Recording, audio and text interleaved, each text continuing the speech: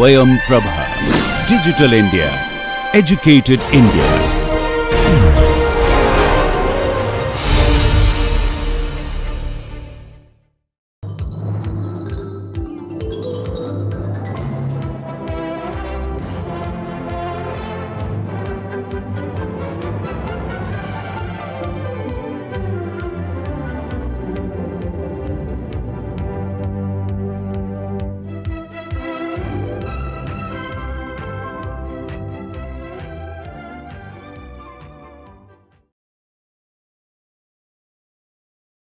Good day and welcome to this class. Last time we started discussion on disposal of waste in slurry ponds, and we will continue that topic today. What I introduced last time was that when you have waste in the form of coal ash or in the form of mine tailings, you will have it as a fine powder, and we have to dispose this off.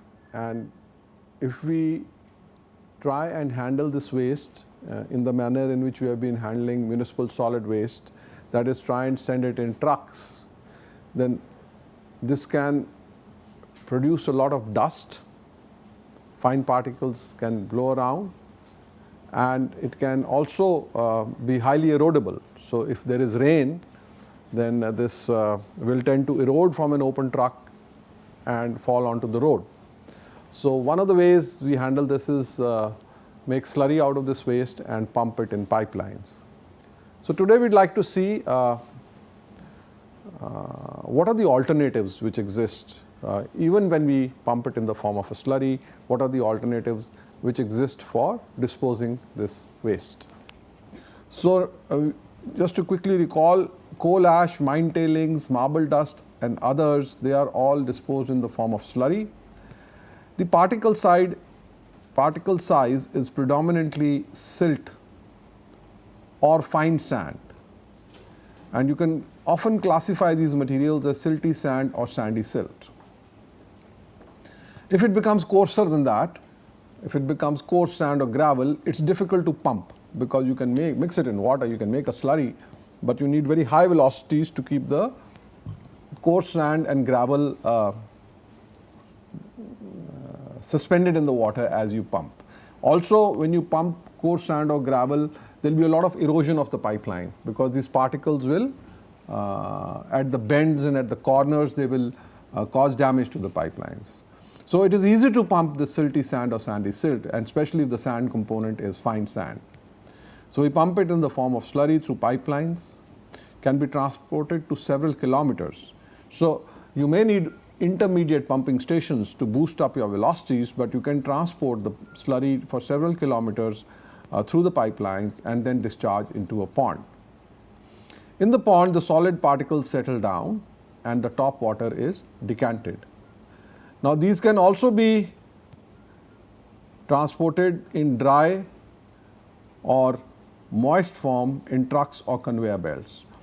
But preferably then you have to have these covered, because if you are trying to send it in a truck, you'll have to put it in a containerized truck so that no dust particles come out. And if you send it in a conveyor, same way you'll have to cover the conveyor so that there is no erosion by air or by water. Now ponds or impoundments, that's the word that is normally used.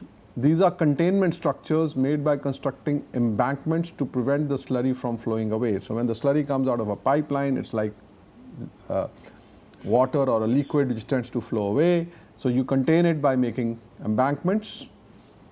You have a slurry inflow arrangement, that is, where will the slurry be deposited, and you have an outflow arrangement, which is a decanting arrangement. In the outflow arrangement, you don't want the solid particles to come, you only want the supernatant fluid, or the fluid from which all the solids have settled down, that should pass through and be taken away. These ponds have to be large enough to allow adequate retention time for deposition of solids. So the design of these ponds, the size of these ponds, depends on, do you have adequate time for the fine particles to settle down when you take away the liquid from the top? If you don't have adequate time, the fine particles will come out with the supernatant liquid. I showed you that sometimes you see very milky kind of or muddy kind of water coming out of the decanting structure, which is not desirable. The objective, of course, is given an area of land, you want to maximize the storage with minimal impact on environment.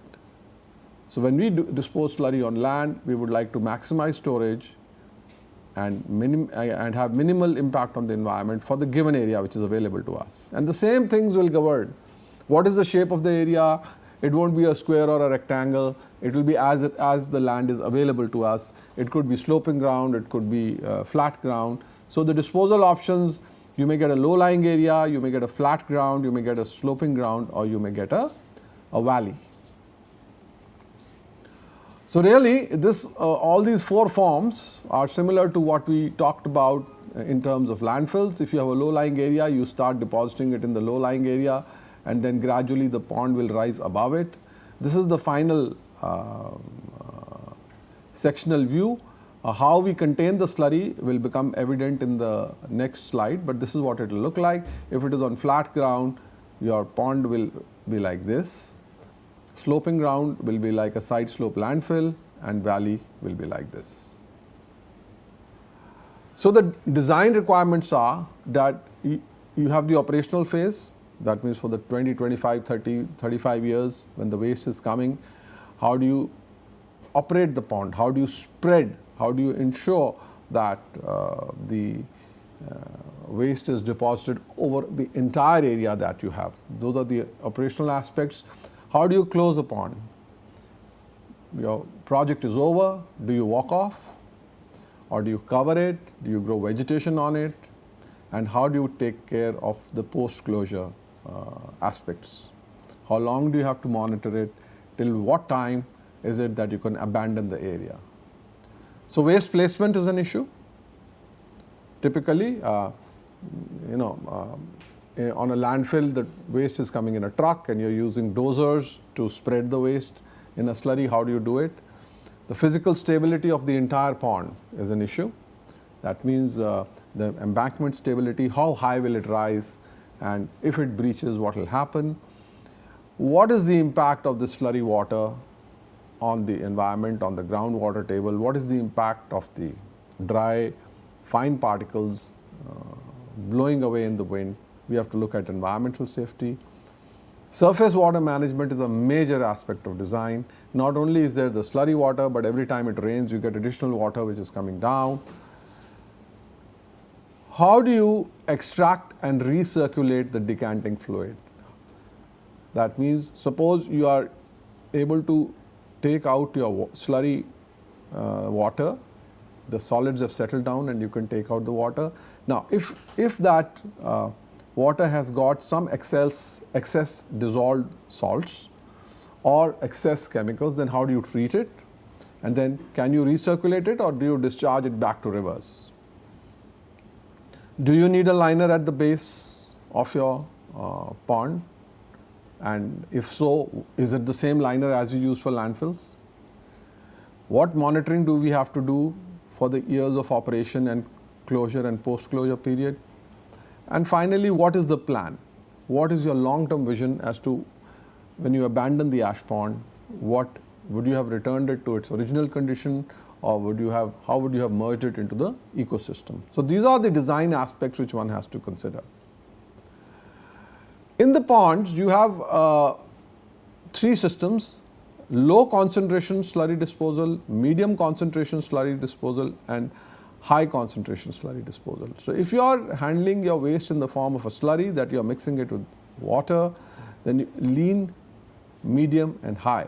So this is like water, this is like a paste. That means LCSD is more a very thin slurry, and HCSD is a thick slurry. And finally, of course, we have to compare it with dry disposal if you are sending the material in the form of dry disposal, in the form of dry waste or moist waste, When I use the word dry here, sometimes it also includes the word moist so that the particles don't fly around. So let's first look at lean and medium concentration slurry disposal. The important thing is that the solids concentration is from 10 to 50%. That means solids to liquid ratio is 0.1 to 0.5. 10 to 15% is your lean slurry. That means for every 1 unit of solids, you have 10 units of water. That's your lean slurry. So it requires a lot of water to do this. So that must be available to you. So typically what will happen if I look at it in plan, I can have a ring impoundment. That means I can make an embankment on a flat ground all around like this and dispose my slurry inside it. This is the same thing as this, except that I have made different compartments. One compartment may be in use, others may not be in use. So this is called a segmented ring impoundment. In India, most of the time we use 2 compartments. One is in use and second is being raised. We will see that raised means it's being made higher. So sometimes one will be in use, other is not in use. Also, if something happens to one pond, you can use the other pond. So in India, typically 2 segments are made in a pond. If you look at from the top, if it is a sloping ground, sloping downwards like this, then you can have a side hill impoundment. There will be no embankment on this side. The maximum height of the embankment will be here, and the slurry will be stored here. And if you have a valley in a hilly area, then you can have a cross valley impoundment. And here, there's only embankment on this side. The 3 sides are having hills or higher elevation ground all around them. So these are the kind of layouts that you can have. Here one is using the word ash pond layout, but this could as well be a mine tailings pond layout. So please note that we will be using the word ash or mine tailings synonymously. There is difference between ash and mine tailings, which I will do in the next lecture, but whatever we talk about one is valid for the other as well. Okay? If I look at the arrangement in slightly more detail, I have to have an inflow slurry pipeline. So as I said, there has to be an inflow arrangement and there has to be an outflow arrangement. So if I look at this section, I am having the slurry coming in from this point and being discharged, and then I have an outflow arrangement. These 2 small round circles that you see, they are showing the decant tower. That means the supernatant fluid will pass through this and come to the downstream side into a sedimentation tank, where there may be some further residual settlement of very fine particles before the water is either taken away for recirculation or it is discharged back to the river or the water body. Remember, you are doing slurry disposal, you need water, so you must have a source of water. Either you should be close to a river or a canal, or if you are very far, say 10-15 kilometers, then you'll have to make your own canal to get the water. And now typically in thermal power stations, there is also a requirement of cooling water, which is more than the requirement of slurry water. And also in mining operations, there is requirement of liquids for the chemical processing of the waste. So you are having water coming to this site. Now either you can use part of the water for making the slurry and keep on recirculating it so that you don't need too much additional water. But if you have surplus water, there are many cases where the water is just sent back to the river. In recirculation, if you have some chemicals or some constituents which are present in the dissolved form, then they keep on building up as you recirculate the water. And one day you have to do blow down. That means you have to release the slurry into the water body. So once the slurry pipeline comes in, if I start depositing it here, it is entirely possible that the material will accumulate here and not accumulate all over the place. So you see, this is called a garland arrangement. Your slurry pipeline has many points for inflow. It's all along the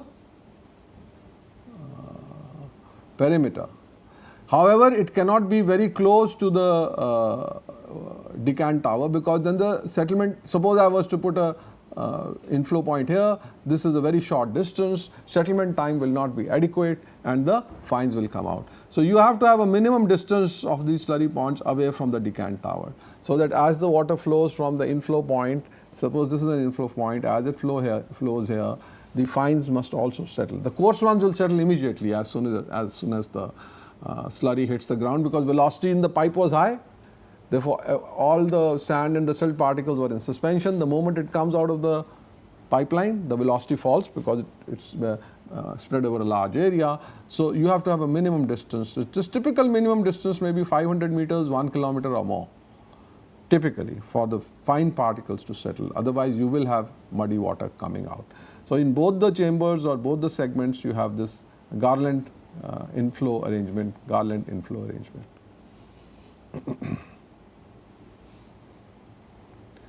The other thing, important thing about these slurry ponds is they have to go to their final height. So the final height of a slurry pond above ground, let's say first let's look at this flat ground. My final height may be 20-25 meters.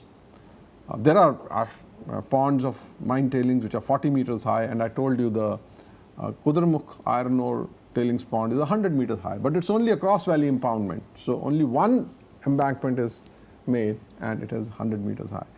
Typically on flat grounds, this will be 20-25 meters high. Now, nobody constructs the 25-meter high embankment right away in the beginning. It's a lot of investment. So what we do is something called incremental raising.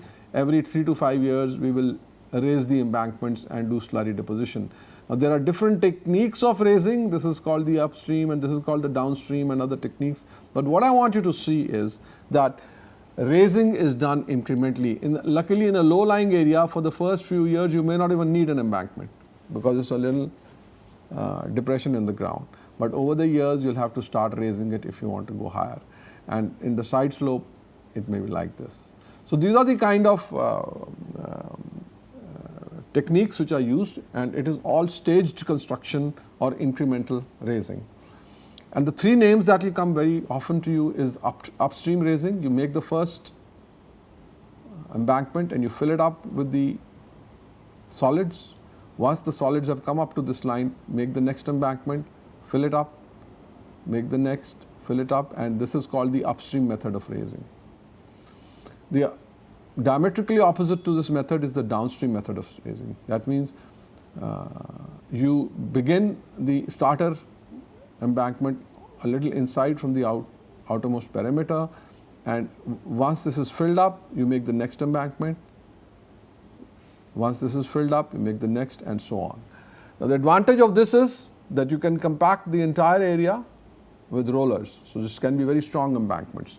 The problem with this is you are sitting on loose hydraulically deposited material. So though you can compact this material, you are not able to compact the material below it. So this is not as stable as this. So these slopes are flatter if you look at this slope, and these slopes are stabler.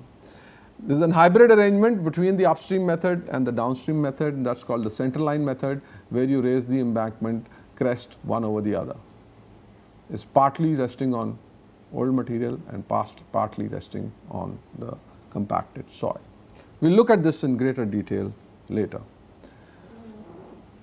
If I choose to use less water, because less water is available, then I can still transport the material in the form of high concentration slurry, and here the solids are 60% or above. So this becomes like a thick slurry or a paste, right? So here the thing is, when the slurry is coming out of the pipeline and it is in the form resembling water or very thin slurry, it flows like water. That means it spreads itself. Whereas when I have high concentration slurry, it will not flow by itself. So let me put the three scenarios. Suppose I have this silty sand or sandy silt coming to me in the form of a truck, in the form of a dry oblique moist powder in a truck. So when I upend the truck, then what will be the way in which my waste will be deposited? In a conical form, right? And these slopes, what we call the angle of repose, is similar to phi dash values. If your phi dash of the material is 45, it will be at 1:1 slope. If it's 30, it will be gentler, right? Now, instead of dry,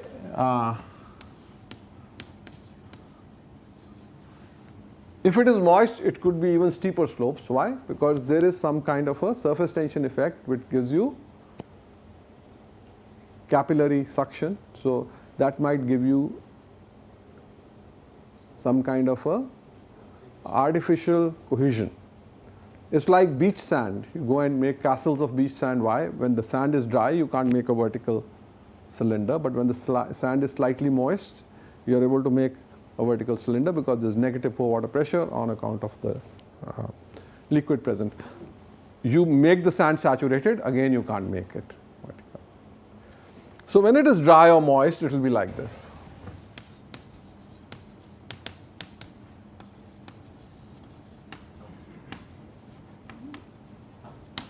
When I send it in the form of a thick slurry, well, it will not be as steep. It is saturated, but it is not flowing type.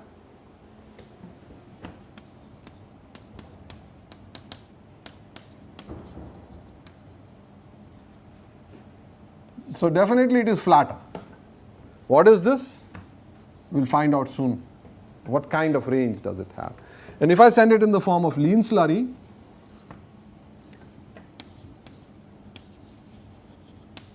which is like water, then what is going to happen?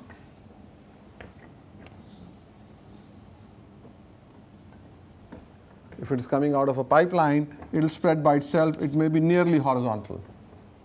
It may be nearly horizontal. So, lean slurry spreads by itself. Thick slurry does not spread by itself. So, now the question is, how are you going to place the waste and how are you going to spread it? Dry powder or dry soil will not spread by itself, so you need to spread it. So how do we spread dry soil? We get a dozer and we spread it in layers, and if you want to increase the density because you want to store more material, I will compact it. So the higher the density for the same area, I can accommodate more material. So we are going through different angles of repose, as you call it, and lean slurry seems to give you an advantage that it can spread by itself. So let's look at high concentration slurry disposal. What is our experience so far? This comes more from the mining industry than from the ash industry, so more from mine tailings, but it's now being adopted in India for ash as well. Typically the slope is 5%. So 5% means what? 20 horizontal to 1 vertical. So high concentration slurry will have 1 in 20 slope. So it will form a conical mound, but it will be very flat. It will not be a steep conical mound. So how do I spread this? I can always say I'll try a dozer, but the dozer will tend to, it'll have an issue about getting bogged down or rutting into this because it may not have very high bearing capacity. So you say, oh no, I'll use a light dozer with a tractor with low pressure, but it may not work. So the idea is to make as high a cone as possible. And when your material comes out of a truck, what is the height of the cone which is formed? Well, you are 2 meters high, and typically it will be 2 meters high, little more here, little more there. But here we try to make, let's take 2 meters higher and higher. So that means we are able to make more, put more material. So typically this may be the height of the slurry pipeline from the ground may be 15 to 20 meters high, 30 meters. You might make a little temporary tower and allow it to fall from the top. So you will get a conical thing. Now, it has water, it still has water, but it doesn't have that much water. So what do you have? You have a rock toe at all around it on the perimeter, and then you have a small drain so that whatever water is coming out, it comes out through the rock toe. If there is no rock toe or no strong material at the edges, this will tend to flow out a little bit. So you are collecting residual water in this drain, and you may have a perimeter dike all around it. Okay. So you need to collect the water, but it's pretty minimal. So high concentration slurry pipeline, single point, multi-direction discharge. The nozzle can be pointed in any direction, and you get this cone. To be able to get a large capacity, I have to then move the cone. So my first cone, which may be formed, is like this. Okay? Now it is full. Please bring the discharge point here. My second cone, which will be formed, will be like this, and keep on moving the cone forward, and these overlapping cones will be your pond or mound for the high concentration slurry.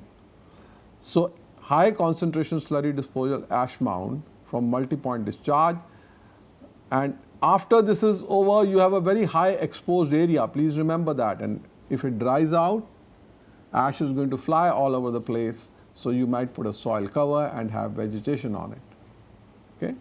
So these are multiple cones, and if you want to keep on moving it forward, so you will get finally you will get the profile like this and like that. At the end, there is an embankment or a rock toe, and the water will be allowed to come into a toe drain. This is a porous rock toe with filters so that the water can come out. If there are still some fines coming through, you might want to have a settling pond. So this is how high concentration slurry is disposed. In one of the projects in India, this is how they are doing it. They made the starter